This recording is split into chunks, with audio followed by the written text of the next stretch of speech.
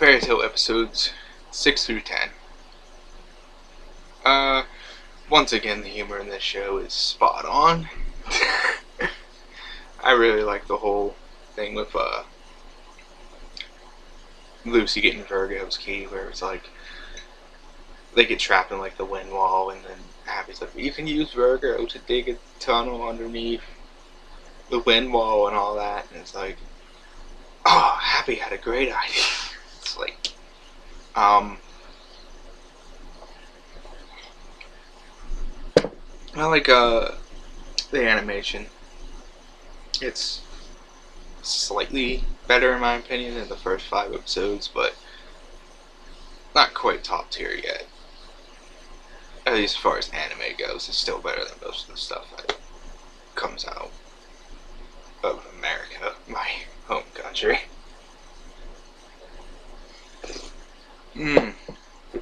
I like the whole lullaby arc.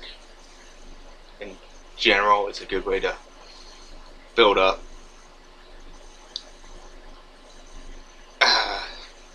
expectations, I guess you could say, for what's going to happen in the future. I had forgotten that Zareth was mentioned this far back. So that was a surprise. I didn't know they foreshadowed him all the way back in, like, I think it was episode 8 is when they tell you that. Spoilers, by the way. Spoiler warning. Okay, until now, I like the fact, like, when they tell you that Lullaby is actually one of Zareth's demons. So I didn't know he was mentioned this far back once again. Or I didn't remember that.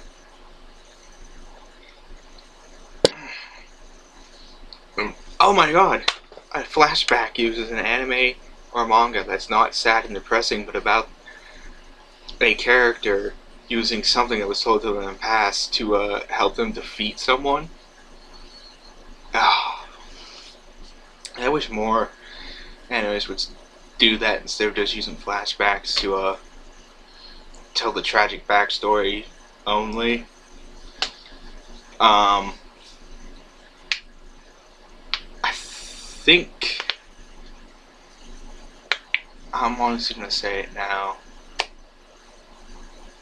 Lucy might be my favorite character, just in general, because of how funny she is. Well, how humorous she's portrayed as being.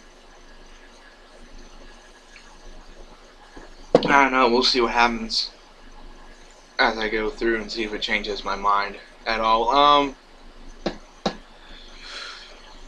I like the whole mock her off is at the council meeting and they're just doing the guild masters meeting and they're just doing nothing pretty much, and the whole like gets that letter that he gets a message from Mira Jane, and it's basically her telling him that Natsu, Urza, and Gray have teamed up, and his reaction is just like, oh god, the damage they're going to cause.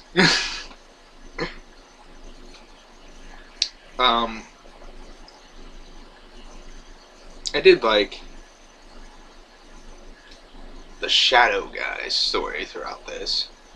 I don't remember his name, Kageyama or something like that. I don't know. Well, they can't remember it in the show. Well, Natsu can't remember it in the show either, so that's probably just implanted in my brain that I can't remember it. I liked the wind versus fire. You know, the wind magic versus fire magic. That was really good set up.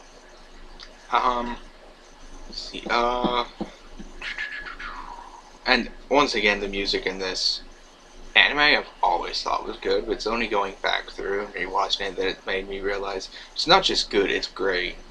Right, once again, if you hear an anime music, you know, soundtrack, you can tell it's from anime, but if you hear a fairy tale song, you know it's from fairy tale. There's no way to mistake it for another anime. Or at least in my opinion. There's no way. So, yeah. Um, I love the small little detour right after they finish the arc where they get to that town, that village. And the whole, like, they're starving, so there's all this food here, but Ursa doesn't want anyone eating it because, you know, it might be dangerous.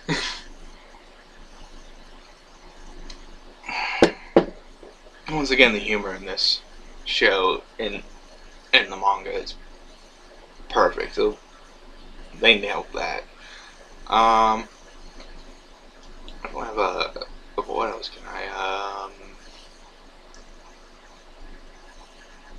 I love how Natsu uses his fire to like grip the train, the railroad tracks, and like pull himself back up. That was interesting and creative way to use somebody's powers.